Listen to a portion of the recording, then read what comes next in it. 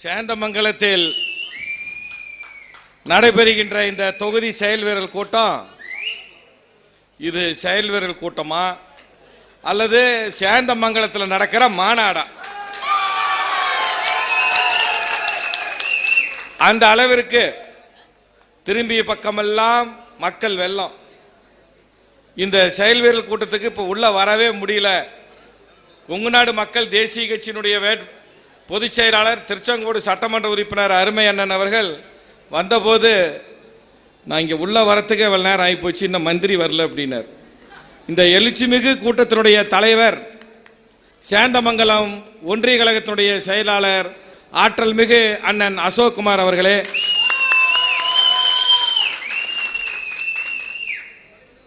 சிறப்புரை ஆற்ற வருகை தந்திருக்கக்கூடிய கொங்குநாடு மக்கள் தேசிய கட்சியினுடைய பொதுச் செயலாளர் திருச்செங்கோடு சட்டமன்ற உறுப்பினர் மரியாதைக்குரிய அண்ணன் ஈஸ்வரன் அவர்களே, நம்முடைய நாடாளுமன்ற உறுப்பினர் நான் பேசிய பிறகு அவர் பேசுவார் அண்ணன் சின்ராஜ் அவர்களே, இன்னைக்கு எனக்கு தெரிஞ்சு எம்எல்ஏ இவ்வளவு சுருக்கமா இன்னைக்கு தான் முடிச்சிருக்கிறார். ஏன்னா அரசு திட்டங்களை அவ்வளவு விரிவாக சொல்லக்கூடியவர் நம்முடைய சட்டமன்ற உறுப்பினர் இன்னைக்கு எங்களுக்கெல்லாம் வலியுறுத்திருக்கிறார்.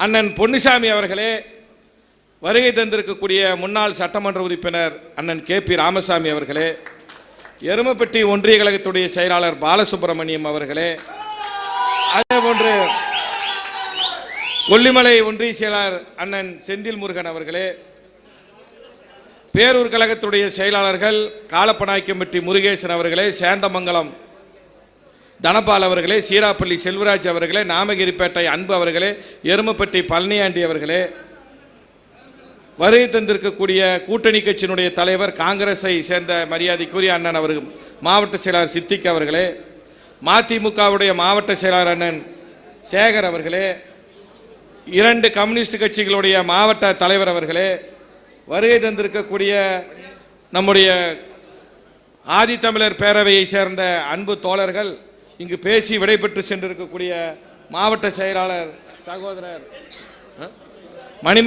ஆதித்தமிழர் பேருடைய மணிமாறன் அவர்களே, இன்னும் இங்கே மேடையில் இருக்கக்கூடிய அத்தனை பேரையும் சொல்லணும்னு ஆசை. இந்தியா கூட்டணி கட்சியினுடைய அனைத்து மாவட்ட நிர்வாகிகளே, தலைவர்களே, இன்னும் திராவிட முன்னேற்ற கழகத்தை சேர்ந்த அனைவர் பெயரையும் சொல்லணும்னு ஆசை. ஒவ்வொரு பேரையும் சொன்னா இப்போ எனக்கே 10 நிமிஷம் தான், அதுக்கப்புறம் எல்லாரும் பேசணும். அதுக்கு ஒரே அடையாளமாக நான் சொல்றது தலைவர் கலைஞர் அவர்களின் அன்பு உடன்பிறப்புகளேன்னு சொன்னா அனைவரையும் குறிக்கும். வருகின்ற நாடாளுமன்ற தேர்தல் என்பது நமக்கும் ஜனநாயகத்திற்கும் விடப்பட்டிருக்கக்கூடிய சவால். நேற்றைய தினம் நம்முடைய முதலமைச்சர் தளபதி மு க ஸ்டாலின் அவர்கள் திருச்சியிலும் திருவாரூர் கூட்டத்திலையும் பேசுகின்ற போது எதிர்காலத்தில் இந்த நாடு சந்திக்கக்கூடிய பிரச்சனையை தெளிவாக எடுத்து கூறினார். காஷ்மீர் ஒரு பெரிய மாநிலமாக இருந்தது. அந்த காஷ்மீரை 2ஆக பிரித்து யூனியன் பிரதேசமாக ஆக்கி இன்னைக்கு அங்க தேர்தலே நடத்தல.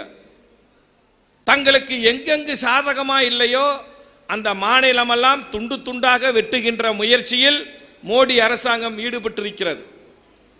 அதை காப்பாற்ற இந்திய நாட்டினுடைய ஜனநாயகத்தினுடைய தத்துவமே கூட்டாட்சி.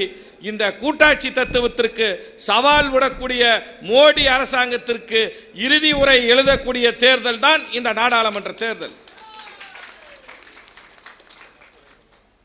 திராவிட முன்னேற்ற கழக ஆட்சி அமைந்து 3 வருஷம் ஆயிடுச்சு. இங்கெல்லாம் பார்த்தா இந்த கிட்டத்தட்ட எனக்கு ஒரு 7-8 பேர் இந்த மண்டபத்தை சுற்றி வெளியில் அங்கே இங்கே ஒரு 8000 பேர் அமர்ந்திருக்கிறோம். இதே 3 வருஷத்துக்கு முன்னாடி கொரோனா காலகட்டம், அந்த கொரோனா காலகட்டத்தில் இந்த மாதிரி எல்லாம் கூட்டம் நடத்த முடியுமா? அப்படி அசோக்குமார் அண்ணன் இந்த மாதிரி ஒரு கூட்டம் நடத்தினாருன்னா அசோக்குமாரை நாங்கள் எங்கே போய் தெரியுமா பார்க்கணும்? சேலம் சென்ட்ரல் ஜெயிலில் தான் பார்க்கணும். கொரோனா காலகட்டத்தில் கூட்டம் நடத்தினா ஜெயிலு தான், போலீஸ்காரன் பிடிச்சிட்டு போயிடுவான். அந்த நேரத்தில் எதிர்க்கட்சி தலைவராக இருந்த தளபதி மு.க. ஸ்டாலின் அவர்கள் சொன்னார், ஏழை எளிய மக்கள் வாழ்வாதாரத்தை இழந்திருக்கிறார்கள், அவர்கள் வேலைக்கு கூட போக முடியவில்லை. சாதாரண வேலை, கூலி வேலைக்கு போறவங்க முடியல, ஒரு கடைக்கு வேலைக்கு போறவங்க முடியல, மல்லிகை கடையில் பொட்டணம் கட்ட போவங்க முடியல, ஏன் ஒரு சாதாரண சினிமா தியேட்டருக்கு சின்ன சின்ன வேலைக்கு போக கூட முடியல.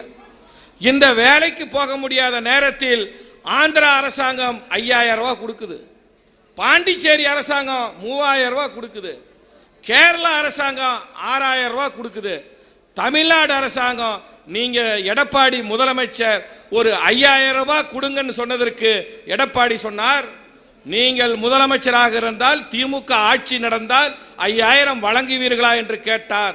அப்பொழுதே தலைவர் தளபதி அவர்கள் சொன்னார், அடுத்த வருஷம் திமுக ஆட்சி வருது, நீங்க வெறும் 1000 தான் கொடுத்தீங்க, நீங்க கொடுக்க தவறியை 4000 வழங்குவேன் என்று சொன்னார். ஆட்சிக்கு வந்தவுடன் 4000 வழங்கினார். 2000 என்று 2 தவணை. பெண்களுக்கு இலவச பஸ் பயணம், இன்னைக்கு கொல்லிமலையிலும் இலவச பஸ் பயணம். அப்ப கூட ஓபிஎஸ் நிதியமைச்சர் சொன்னார், நான் நிதியமைச்சராக இருக்கிறேன், நாங்க 10 வருஷம் ஆட்சி செய்யறோம், எங்களால இலவச பஸ் பயணம் எங்களுக்கு கொடுக்க தெரியாதா, இந்த போக்குவரத்து கழகங்கள்லாம் திவால் ஆகிவிடும் என்றார். ஆனால் ஆட்சிக்கு வந்தவுடன் பெண்களுக்கான இலவச பஸ் பயணத்தை அறிவித்தவர் நம்முடைய முதலமைச்சர் அவர்கள். இங்கே ஏராளமான பெண்களை பார்க்கிறோமே, நீங்க எல்லாம் பஸ்ல இலவசமா போறப்ப டிக்கெட் வாங்குவீங்க, இலவசம் கிடையாது, அதுக்கு பேரு உரிமை பயணம், டிக்கெட் தருவாங்க. உங்களுடைய டிக்கெட்டுக்கு உங்களுக்கு அண்ணனாக இருந்து தம்பியாக இருந்து ஏன் உங்களுக்கு தந்தையாகவும் இருந்து அந்த கட்டணத்தை தளபதி மு.க. ஸ்டாலின் அவர்கள் செலுத்துகிறார். இந்த நாடே போற்றுகின்ற திட்டம் என்ன திட்டம்? வெளிமாநிலத்தை சார்ந்தவர்களும் பேசுகிறார்கள், வெளிநாட்டவரும் பேசுகிறார்கள். பேரறிஞர் அண்ணாவுக்கு பிறகு, காமராஜருக்கு பிறகு, தலைவர் கலைஞர் அவர்களுக்கு பிறகு, எம்ஜிஆர் அவர்களுக்கு பிறகு ஏழை எளிய மாணவர்களை பற்றி கஷ்டப்படுகின்ற ஜனங்களுடைய குழந்தைகளை பற்றி அக்கறைப்பட்டு இன்று காலை உணவு திட்டத்தை அறிமுகப்படுத்திய முதலமைச்சர் நம்முடைய முதலமைச்சர். இன்னைக்கு காலையில எல்லாத்துக்கும் பசியோட யாரும் பள்ளிக்கூடத்துக்கு போகக்கூடாது. திங்கக்கிழமை பொங்கல், செவ்வாய்க்கிழமை உப்புமா, புதன்கிழமை கிச்சடி, வகை வகையான உணவு காலையில் 5ஆம் வகுப்பு படிக்கிற வரைக்கும். ஏழை குழந்தைகள் பசியோடு போகக்கூடாதுங்கிற எண்ணம் எங்களுடைய முதலமைச்சருக்கு. எல்லாருமே இந்த நாடை எதிர்பார்த்தது மகளிர் உரிமை தொகை, மாசம் 1000 ரூபாய் மகளிர் உரிமை தொகை வழங்குவோம் என்று சொன்னோம். இன்றைக்கு அனைவருக்கும் மகளிர் உரிமை தொகை வழங்கி இருக்கிறோம். கிடைக்காதவர்களுக்கும் இன்னும் கொஞ்சம் பேர் இருந்தா அவர்களுக்கும் இந்த தேர்தல் முடிந்த பிறகு வழங்கப்படும் என்று முதலமைச்சர் சொல்லியிருக்கிறார். முதியோர் உதவித்தொகை ஓஏபி பணம் 100 ரூபாய் 200 ரூபாய் கிராமத்தில் பெருசு, 1000 1200 கொண்டாந்தார் நம்முடைய முதலமைச்சர் தளபதி அவர்கள். 5 பவுன் வரை நகைக்கடன் தள்ளுபடி. என்னப்பா அங்க மோல் அடிக்கிறது நிறுத்த சொல்லுங்க. இல்ல நம்ம மோட்டர் 1000 1200 முதியோர் உதவித்தொகை இந்த நாடே போற்றுகின்ற திட்டம். அப்புறம் வச்சுக்கலாம், வாங்க வாங்க வாங்க எல்லாம் உட்காரு. யார் நவருக்கு மாலையில இப்ப யாரு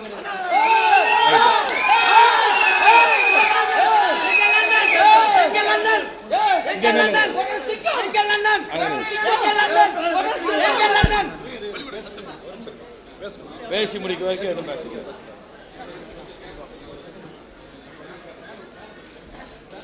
நம்முடைய வெற்றி வேட்பாளர் மாதேஸ்வரன் அவர்கள் இங்கே வந்திருக்கிறார். நம் அனைவருடைய கரவொலியோடு அவரை வரவேற்போம்.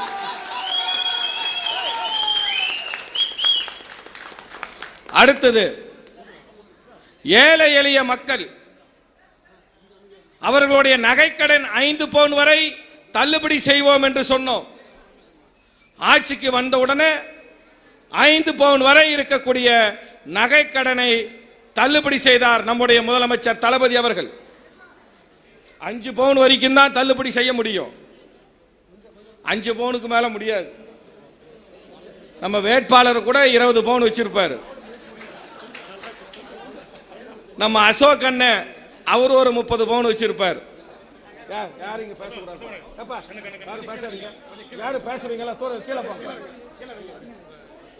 நம்ம வேட்பாளர் நம்ம சின்ராஜ் அண்ணன் எல்லாமே வெள்ளையில வச்சிருப்பார். அவர் ஒரு இப்ப மருமொழி எடுத்துட்டாரு, ஒரு அம்மா 500 பவுனுங்கிறாரா 50 பவுனுங்கிறாரா தெரியல. இவர்களுக்கு கடன் தள்ளுபடி செய்ய முடியுமா? நான் ஏன் எல்லாத்தையும் சொல்றேன், என்னையே சொல்லிக்கிறேன். எனக்கு ஒன்றிய அரசாங்கத்தினுடைய சம்பளம் மாசம் 1,80,000 எனக்கு தள்ளுபடி செய்ய முடியுமா? ஏழை எளியோருக்குத்தான் நகைக்கடன் 5 பவுன் வரை தள்ளுபடி, மகளிர் சுய உதவி குழு கடன் தள்ளுபடி. இன்னும் சொல்ல போனால் எடப்பாடி நான் ஒரு விவசாயி என்று சொன்ன எடப்பாடி விவசாயிகள் கடனை தள்ளுபடி செய்யவில்லை, ஒரு காயத்தை கொடுத்துட்டு போனார்.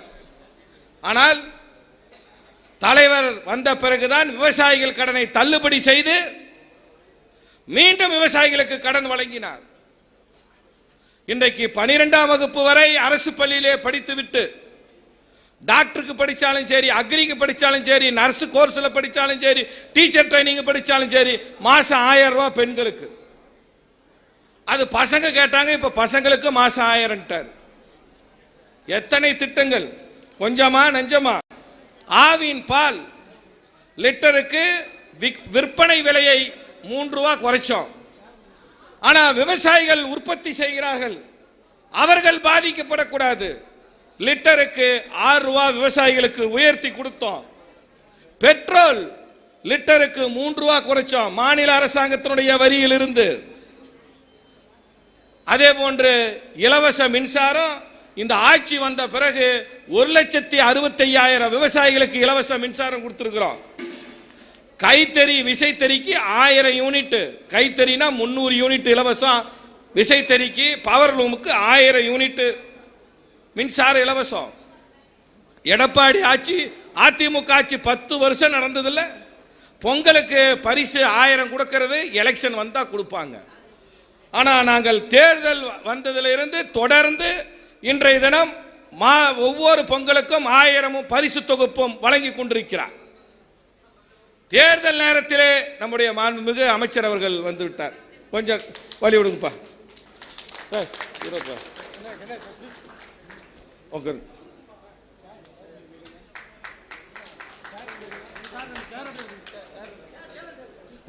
இத்தனை திட்டங்கள் பேசாதுப்பா, அடுக்கிக் கொண்டே போகலாம். தேர்தல் நேரத்தில் நாங்கள் சொன்ன வாக்குறுதிகள், அளித்த திட்டங்கள் அனைத்தும் இன்றைக்கு நிறைவேற்றி இருக்கிறோம். இந்த நாமக்கல் மாவட்டத்திற்கு என்ன செய்தோம், இந்த சேந்தமங்கலத்திற்கு என்ன செய்தோம், இங்க இருக்கக்கூடிய எருமப்பட்டிக்கு என்ன செய்தோம்? சேந்தமங்கலம் ஒன்றியம், எருமப்பட்டி ஒன்றியங்கிறது முழுக்க கிராமத்தில் இருக்கக்கூடிய ஏழை எளிய மக்கள் இருக்கிற இடம். எருமப்பட்டி ஒன்றிய செயலாளர் அண்ணன் பாலசுப்ரமணியம் அவர்கள் என்னை அழைத்து செல்லுகின்ற போது அவர் என்னிடத்திலே சொல்லுவார், இந்த எருமப்பட்டி நீங்க நினைக்கிற மாதிரி நாமக்கல் அளவிற்கு வசதியாக இல்லை, சேந்தமங்கலமும் கூட வசதியாக இருக்கிறது, ராசிபுரம் மாதிரி வசதியா இல்ல. எருமப்பட்டியில் இருக்கக்கூடிய மக்கள், காலனி மக்கள், ஏழை மக்கள் குடிக்க தண்ணி இல்லாம இருக்கிறாங்க. அடி தண்ணீர் உப்பாகி விட்டது. இந்த எருமப்பட்டிக்கு காவேரி தண்ணி வரணும், அதுக்கு ஒரு திட்டத்தை தயவு செய்து பெற்று தாருங்கள் என்று நம்முடைய சட்டமன்ற உறுப்பினர் அண்ணன் பொன்னுசாமி அவர்களும், சேந்தமங்கலம் சட்டமன்ற ஒன்றிய செயலாளர் அண்ணன் அசோக் குமார் அவர்களும், இளைஞரணி செயலாளர் அண்ணன் உதயநிதி ஸ்டாலின் அவரிடத்தில் வைத்த கோரிக்கையின் அடிப்படையில் சேந்தமங்கலம் ஒன்றியம், எருமப்பட்டி ஒன்றியத்திற்கு அனைத்து குக்கிராமத்திற்கும் 358 கோடியில் குடிநீர் திட்டம். இந்த குடிநீர் திட்டம் அடுத்த வருஷம் இப்ப பொங்கல் இருந்து செயல்படுத்த போறாங்க. இந்த குடிநீர் திட்டம் வந்துட்டா எருமப்பட்டி, சேந்தமங்கலத்தில் இருக்கக்கூடிய அனைத்து ஊராட்சி குக்கிராமங்கள்லாம் வர பொங்கல் அடுத்த பொங்கலுக்கு எல்லா கிராமத்திலையும் குடிக்க தண்ணீர் வந்துடும். 358 கோடி பட்ஜெட்டில் அறிவிச்சிருக்கிறாங்க. இது எருமப்பட்டிக்கும் சேந்தமங்கலத்துக்கும் இருக்கக்கூடிய பிரத்யேகமான திட்டம். இந்த சேலம் மாவட்டத்திலிருந்து நாமக்கல் மாவட்டம் பிரிக்கப்பட்டு 30 வருடங்கள் ஆகிறது. 30 வருடங்களுக்கு மேலாகிவிட்டது. ஆனால் நாமக்கல் மாவட்டத்திற்கென்று தனியாக ஒரு மத்திய கூட்டுறவு வங்கி இல்லை. இன்றைய தினம் நாமக்கல் மாவட்டத்திற்கென்று தனி மத்திய கூட்டுறவு வங்கியை நம்முடைய தலைவர் தளபதி மு.க. ஸ்டாலின் அவர்கள் கொடுத்திருக்கிறார். சொல்லிக்கொண்டே போகலாம். இந்த மாவட்டத்தில் செய்கின்ற பணி நாமக்கல் நகராட்சி மாநகராட்சியாக இன்றைய தினம் உயர்ந்திருக்கிறது. நம்முடைய அண்ணன் கம்யூனிஸ்ட் கட்சியினுடைய மாவட்ட செயலாளர் சொன்னார், இந்த மாவட்டத்தில் ஏழை எளியோருக்கு கொடுக்கப்பட்ட பட்டா எனக்கு தெரிந்து எருமப்பட்டி சிவநாயக்கம்பட்டியில் கிட்டத்தட்ட 300 பேர் நினைக்கிறேன். 300 பேர்த்துக்கு மேலே பட்டா. இந்த மாவட்டம் முழுக்க எனது கையால் நான் வழங்கிய இலவச பட்டா 14,000 பேர்த்திற்கு வழங்கியிருக்கிறேன். இந்த கொல்லிமலையிலிருந்து வந்திருக்கிறாங்க. கொல்லிமலைக்கு எதுவும் இல்லையான்னு கேட்கக்கூடாது. கொல்லிமலையில் விபத்து ஏற்பட்டா கர்ப்பிணி தாய்மார்கள் அறுவை சிகிச்சை செய்ய வேண்டிய நிலைமை வந்தால் அங்க ரத்தம் கிடையாது. இப்ப கொல்லிமலையில் 50 லட்சம் ரூபாயில ரத்த வங்கி. அது மட்டும் இல்லாமல் அங்க டவர் 5 டவர் நம்முடைய அண்ணன் ஏகேபி சின்ராஜ் அவர்கள் முயற்சி எடுத்து செல்போன் டவர் 5 டவர்களை உருவாக்கி இருக்கிறார். நாமக்கல்லில் மாவட்ட சித்த மருத்துவமனை. நாமக்கல் என்னாவே உள்ள போறதுக்கு பயந்துக்குவோம். ஒரே டிராபிக்கா இருக்கும், போக்குவரத்து நெரிச்சல். இதையெல்லாம் களைவதற்கு நாமக்கல்லில் 192 கோடியில் புறவழிச்சாலை திட்டம். இந்த மாவட்டத்துடைய திட்டங்களை நான் அடுக்கிக் கொண்டே போகலாம். இந்த எலெக்ஷன் முடிஞ்சங்காட்டியும் தலைவர் என்ன தெரியுமா சொல்லியிருக்கிறார்? ஏழை எளிய மக்கள் வீடு இல்லாதவர்களுக்கு கலைஞர் கனவு திட்டத்தின் கீழ் 3 லட்சம் ரூபாய் மானியம் வழங்கப்படும் சொல்லியிருக்கிறார். அரசு பள்ளியிலே படித்துவிட்டு கல்லூரிக்கு போற பசங்களுக்கு பொண்ணுங்களுக்கு தான் 1000 கொடுத்தோம், பசங்களுக்கும் இப்போ 1000. இத்தனை திட்டங்களை நான் அடுக்கிக் கொண்டே இருக்கிறேன். கலைஞர் உரிமை தொகை 1000 கொடுத்துட்டோம். காலையில் பசங்களுக்கு சாப்பாடு சிற்றுண்டி திட்டம், பெண்களுக்கு இலவச பஸ் பயணம், 4000 ரூபாய் கொரோனா நிவாரண நிதி, புதுமை பெண் திட்டத்தில் படிக்கிற பொண்ணுங்களுக்கு 1000 ரூபாய் பணம், மகளிர் சுய உதவி குழு கடன் தள்ளுபடி, 5 பவுன் வரைக்கும் இருக்கிற நகை கடன் தள்ளுபடி. இத்தனை செய்திருக்கிறோம். என்னால் அடுக்கி கூற முடியும், சவால் விட முடியும். 10 ஆண்டு காலம் அதிமுக ஆட்சியில் என்ன செய்தார்கள்? அவர்கள் செய்த சாதனை தான் என்ன? இங்க இருக்கிற பெண்கள்லாம் சிந்திச்சு பார்க்கணும். என்னம்மா செஞ்சாங்க? ஒன்றும் செய்யல. செஞ்சாங்க அவங்களும். நான் சொல்லுவேன் என்ன செஞ்சாங்க சொல்லுங்க. பாருங்க, அந்த மஞ்சள் கலர் புடவை அம்மா இப்படி ரெட்டலை. அந்த அம்மா சொல்லுது, மிக்சி கொடுத்தாங்க, கிரைண்டர் கொடுத்தாங்க, ஃபேன் கொடுத்தாங்க அப்படின்னு. அதுதான் கதை. நானா சொல்லணும்? அரைக்காத மிக்சி, ஆட்டாத கிரைண்டர், ஓடாத காத்தே வராத ஃபேன். இந்த மிக்சியில் ஒரு நாளாவது யாராவது சக்தி நீ அரைச்சிருக்கிறீங்களா? கிரைண்டரில் போட்டால் உருளை தனியாக அரிசி தனியாக போயிடுது. யார் வீட்லையும் இந்த மிக்சி கிரைண்டர் ஓடிச்சுன்னு சரித்திரமே இல்லை. ஆனால் பாரு பாத்தியா, நீ ஏங்க செட்டு நீ இரு வரேன். ஆனால் உங்களுக்கெல்லாம் தெரியும், கலைஞர் தாத்தான்னு சொன்னாதான் ஐயா பிள்ளைங்களுக்கெல்லாம் தெரியும். 20-15 வருஷத்துக்கு முன்னாடி நாங்க கொடுத்த கலர் டிவி இன்னும் ஓடிட்டு இருக்குது. அதுதான் திமுக காரனுடைய தரமே, அதுதான், வேற ஒன்றும் கிடையாது. அவரு மிக்சி கிரைண்டரை பத்தி சொல்றப்ப கொஞ்சம் உணர்ச்சிவசப்பட்டார். ஏன்னா எங்க வீட்டிலையும் நிலைமை அதுதான். இது நான் கூட எங்க வீட்டில எல்லாம் கேட்டது உண்டு. இந்த மிக்சி கிரைண்டர்லாம் எங்கன்னு கேட்டா அதெல்லாம் போயிடுச்சு. எங்க போயிடுச்சு? அண்ணன் சொன்ன கதை தான், பேரிச்சம்பழம் கடைக்கு தான் போச்சு. இது மட்டுமா? என்ன செஞ்சாங்க சொல்லுங்க. பெண்கள் இருக்கிறீங்க, தாய்மார்கள் இருக்கிறீங்க, என்ன செஞ்சாங்க சொல்லுங்க? நல்லா செஞ்சாங்க. ஜெயலலிதா மறைவுக்கு பிறகு கொடநாடு கொலை கொள்ளை, ஜெயலலிதாவுடைய காவலாளி ஓம் பகதூர், ஜெயலலிதாவுடைய ஓட்டுநர் ஆத்தூருக்கு பக்கத்தில் டிரைவர் கனகராஜ், ஜெயலலிதாவுடைய computer operator, CCTV operator Dinesh. இந்த கொடநாடு கொலை வழக்கு, கொடநாடு ஜெயலலிதாவுடைய சொத்து விவரங்களை எல்லாம் தெரிந்த முக்கிய குற்றவாளி சயன், சயனுடைய மனைவி வினுப்பிரியா, 5 வயசு குழந்தை நீலி. இங்க பெண்கள் இருக்கிறீங்க, 5 வயசு குழந்தை என்ன பண்ணுச்சு? 5 வயசு குழந்தை என்ன பண்ணுச்சு? கொடநாடு கொலை வழக்கு, கொள்ளை வழக்கை நாம மறக்கத்தான் முடியுமா? மறுக்கத்தான் முடியுமா? ஜெயலலிதா போயிட்டாங்க. அவங்க கொலையில் இருக்கக்கூடிய மர்மத்தை கண்டுபிடித்து விடக்கூடாதுன்னு தான் கொடநாட்டில் 5 பேர் மர்மமான முறையில், ஜெயலலிதாவுடைய டிரைவரு, ஜெயலலிதாவுடைய கம்ப்யூட்டர் ஆபரேட்டர், ஜெயலலிதாவுடைய காவலாளி, ஒரே மாசம் 45 நாள் 60 நாள் அத்தனை பேர் இறந்துடுறாங்க. இதோடைய மர்மம் என்ன? அதுக்கடுத்து நீங்கெல்லாம் மறக்க கூடாது, நமக்கு மக்களுக்கு மறதி அதிகம். இப்ப என்னையே எடுத்துக்கிட்டா, இப்ப காலையில என்ன சாப்பிட்டேன்னு கேட்டா கொஞ்ச நேரம் யோசனை பண்ணுவேன். ஏன்னா மறதி அந்த அளவுக்கு வந்துருச்சு. தூத்துக்குடி துப்பாக்கி சூடு, தூத்துக்குடி துப்பாக்கி சூட்டில் அதிமுக ஆட்சியில் 13 பேரை சுட்டுக் கொன்றார்கள். எங்களுக்கெல்லாம் விவரம் தெரிஞ்சதுல இருந்து தமிழ்நாட்டில் துப்பாக்கி சூடே நடந்ததில்லை. ஒரு தடவை ஏதோ எம்ஜிஆர் காலத்தில் விவசாயிகள் போராட்டத்தில் துப்பாக்கி சூடு நடந்ததுன்னு சொல்லுவாங்க. ஆனால் எடப்பாடி ஆட்சியில் துப்பாக்கி சூடு, 11 ஆம்பளைங்க, 2 பெண்கள், 16 வயசு பொண்ணு.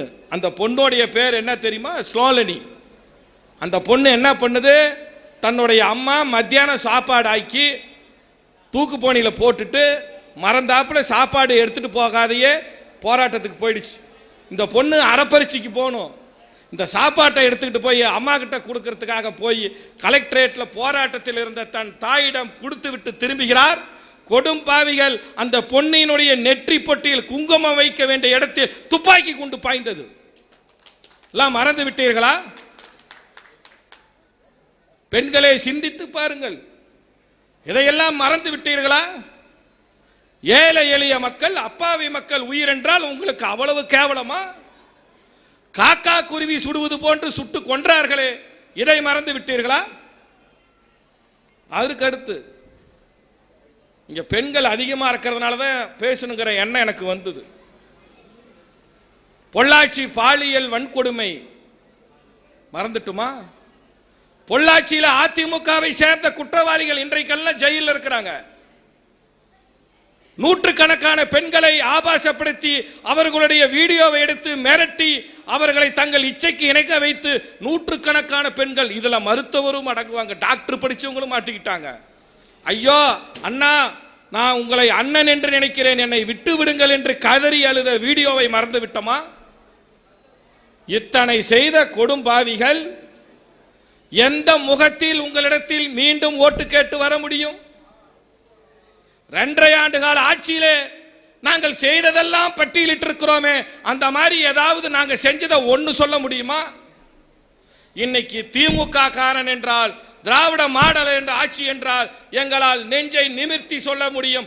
ஒவ்வொரு திமுக காரனும் இந்த நாட்டின் அக்கறை மீது கொண்ட ஒவ்வொரு திமுக காரனும் ஒவ்வொரு தளபதி. இவர்கள் என்ன செய்தாங்க? அடுத்தது இவங்களுக்கெல்லாம் அப்ப யாரு? அக்கா பத்தியா, சேந்த மங்கலம்னாவே கொஞ்சம் சேட்டை இருக்க தான் செய்யும். இவங்களுக்கெல்லாம் அப்ப யாருன்னா மோடி. மோடி 10 வருஷம் ஆயிடுச்சு. என்ன செஞ்சார்? எங்களை குறை சொல்றீங்கல்ல, நீங்க என்ன செஞ்சீங்க சொல்லுங்கப்பா. நான் தான் காது குளிர கேட்டு போறேனே. கேஸ் விலை 1000, பெட்ரோல் டீசல் விலை குறைக்கல. சரி, இதெல்லாம் வேண்டாம், விட்டுருங்க. ஏழை எளிய மாணவர்கள் கடன் வாங்கி இன்ஜினியர் படிச்சாங்க, கடன் வாங்கி டாக்டருக்கு படிச்சாங்க. இந்த பேங்க்ல வாங்கி இருக்கிற கல்வி கடனை தள்ளுபடி செய்யுங்க. மகளிர் சுய உதவி கடனை தள்ளுபடி பண்ணுங்க அப்படின்னு கேட்டோம். இந்த கடனை தள்ளுபடி பண்ண சொன்னதுக்கு இந்த கல்வி கடனை தள்ளுபடி செய்யாமல் அதானி, அம்பானி, நீரா மோடி, லலித் மோடிக்கு லட்சக்கணக்கான கோடி ரூபாய் கடனை தள்ளுபடி செய்கிறார். முதலாளிகளுக்கு கடனை தள்ளுபடி செய்கிறார். ஆனால் ஏழை எளிய மக்கள் பெற்ற கடனை தள்ளுபடி செய்ய மாட்டேங்கிறார். இது மட்டும் இல்லை, இன்னைக்கு எல்லாம் தமிழ்நாட்டில் இன்னைக்கு நடவடிக்கை எடுக்க நம்மளுடைய முதலமைச்சர் அவர்கள் கஞ்சா கடத்திக்கிட்டு இருக்கிறவனையெல்லாம் பிடிச்சி ஜெயிலில் போடுறாரு, நடவடிக்கை எடுத்துக்கிட்டு வர்றாரு. இந்த கஞ்சா எங்கிருந்து வருதுன்னு கேட்டா எங்கடா இருந்து வருதுன்னு ஆராய்ச்சி பார்த்தா குஜராத்தில் இருந்து வருது. குஜராத்தில் எங்கிருந்து வருது? அதானிக்கு ஒரு துறைமுகம் கட்டி வச்சிருக்கிறாங்க மோடி. அந்த துறைமுகம் அது பேர் முத்ரா துறைமுகம். அங்க இருந்தா கஞ்சா வருது மோடியோடைய ஊர்ல இருந்து. அதைவிட கொடுமை, இங்க கொல்லிமலையிலிருந்து பழங்குடியினர் வந்திருக்கிறீங்க. நார்த் ஈஸ்ட் என்று சொல்லுவார்கள். இந்தியாவுடைய மாநிலங்களை நார்த் ஈஸ்ட் மாநிலம் என்று சொல்வார்கள், வடகிழக்கு மாநிலம். நான் வடகிழக்கு மாநிலத்தில் இந்த எம்பியாக இருந்ததனால் அனைத்து இடங்களுக்கும் போயிருக்கிறேன். அடுத்தது மாதேஷையும் கூட்டிட்டு போவோம். மாமா சிந்தாஜனனும் எல்லா வடகிழக்கு மாநிலங்களுக்கும் போனாங்க. வடகிழக்கு மாநிலங்கள் என்று சொன்னால் இப்படி எப்படி கொல்லிமலையிலே பழங்குடியினர்கள் இருக்கிறார்கள், அது போன்று வடகிழக்கு மாநிலங்கள் முழுக்க பழங்குடியினர் தான் இருப்பாங்க. அந்த மாநிலம், அதுல ஒரு மாநிலம் மணிப்பூர். மணிப்பூரில் பெண்கள் அவமானப்படுத்தப்பட்டு நிவாரணப்படுத்தப்பட்டு அதுல ஒரு போட்டோ எடுத்தது, ஒரு 12 வயசு பொண்ணு, இப்படி போட்டோ எடுத்த பொண்ணையும் சுட்டாங்க. இன்றைக்கு மணிப்பூர் மாநிலத்தில் பெண்களுக்கு ஏற்படுத்தப்பட்ட அவமான கரையை மோடி எத்தனை கோயிலுக்கு போனாலும் அது கழுவ முடியாது. எல்லா கோயிலுக்கும் போலாம், ஆனா பெண்களை சித்திரவதை பண்ணி கொடுமை பண்ணி கொலை செய்து நிவாரணப்படுத்தப்பட்டு அவமானப்படுத்தப்பட்ட இதுக்கு எங்க போய் பரிகாரம் தேட முடியும்? உலகத்திலே இருக்கிற மற்ற நாடுகள் சொல்லுகிறார்கள் இந்தியாவில் மணிப்பூர் பெண்கள் வாழ தகுதியற்ற மாநிலம் என்று சொல்லுகிறார்கள். இத்தனை கொடுமைகளை இந்த நாட்டை சீரழித்து விட்டு நம் இடத்திலே மீண்டும் வாக்குகளை கேட்க 2 பேரும் வெவ்வேறு முகமூடியில வராங்க. நீ ஜெயிச்சாலும் சரி, நான் ஜெயிச்சாலும் சரி, கடைசியில் ஒன்று சேர்ந்துக்கலான்னு. தமிழ்நாட்டு மக்கள் யாரும் ஏமாந்தவர்கள் கிடையாது. நன்றாக புரிந்து கொள்ள வேண்டும். இந்த திட்டங்கள் அனைத்தும் தொடர வேண்டும். உங்களுக்கு உரிமை தொகை மாசம் 1000 கிடைக்க வேண்டும். கலைஞர் கனவு திட்டத்தில் வீடு கிடைக்க வேண்டும். இலவச பயணம், பேருந்து பயணம் தொடர வேண்டும். மகளிர் சுய உதவி குழுவுக்கு கடன் மீண்டும் வழங்க வேண்டும். விவசாயிகள் வாழ்வு ஏற்றம் பெற வேண்டும். இது அத்தனையும் நடக்க வேண்டும் என்று சொன்னால் நீங்கள் வருகின்ற தேர்தலில் நீங்கள் ஆதரிக்க வேண்டிய வேட்பாளர் நம்முடைய வெற்றி வேட்பாளர் சகோதரர் மாதேஸ்வரன் அவர்கள். அவருக்கு நீங்கள் ஆதரிக்க வேண்டிய சின்னம் உதயசூரியன். இங்க பேசுறப்ப மதிமுக மாவட்ட செயலாளர் சொன்னார், எங்களுக்கு ஒரு பெருமை இருக்குதுன்னார். என்னப்பா பெருமை அப்படின்னா, நீங்க போன தடவை 2 எம்பி ராசிபுரம், இப்ப இந்த தடவை ஒரு எம்பி சேந்தமங்கலம் தொகுதியினர், இப்ப இந்த தொகுதி சேந்தமங்கலம் தொகுதியிலிருந்து ஒரு எம்பி, ஒரு சினிமாவில் ஒரு இது சொல்லுவாங்கல்ல, ஒரு எம்பி இதற்கு வாய்ப்பு கொடுத்திருக்கிறார்கள். இங்கு கொங்கு நாடு மக்கள் தேசிய கட்சியினுடைய பொதுச் செயலாளர் அண்ணன் ஈஸ்வரன் அவர்கள் இருக்கிறார். சில நாட்களுக்கு முன் இந்த பகுதியை சேர்ந்த மாதேஸ்வரன் அறிவிக்கப்பட்டார். ஆனால் சில நாட்களுக்கு முன் கொங்கு நாடு மக்கள் தேசிய கட்சியினுடைய வேட்பாளர்கள் மீது ஒரு சில காணொளி காட்சி வீடியோ வந்தது. அதை ஆய்வு செய்வது அப்புறம், ஆனால் யாருடைய மனதையும் புண்படுத்தக்கூடாது. அனைவரும் சமம், எந்த சூழ்நிலையிலும் யாரும் உயர்ந்தவர் அல்ல தாழ்ந்தவர் அல்ல என்று சொல்லி யார் மனதையும் காயப்படுத்தக்கூடாது என்று இன்றைக்கு அவர் நம்மிடத்திலே ஒப்படைத்த வேட்பாளர் தான் சகோதரர் மாதேஸ்வரன் அவர்கள். எங்களுடைய அமைச்சர் டாக்டர் மதிவேந்தன் அவர்கள் நாமக்கல்ல பேசுறப்ப சொன்னார், அண்ணன் ஈஸ்வரன் அவர்கள் நெற்றிக்கண்ணை திறந்தார் என்று. ஈஸ்வரன் தான் திறக்க முடியும், வேறு யாரு திறக்க முடியும்? பெயரிலே ஈஸ்வரன் இருக்குது. அதுபோன்று கண்ணியமிக்க தலைவராக கொங்கு நாடு மக்கள் தேசிய கட்சி, இதில் தேசியம் என்று இருக்கிறது. தேசியம் என்று சொன்னால் சகோதரத்துவம், தேசியம் என்று சொன்னால் ஒற்றுமை, தேசியம் என்று சொன்னால் மொழியால் இனத்தால் நாம் மாறுபட்டிருந்தாலும் நாம் அனைவரும் இந்தியர்.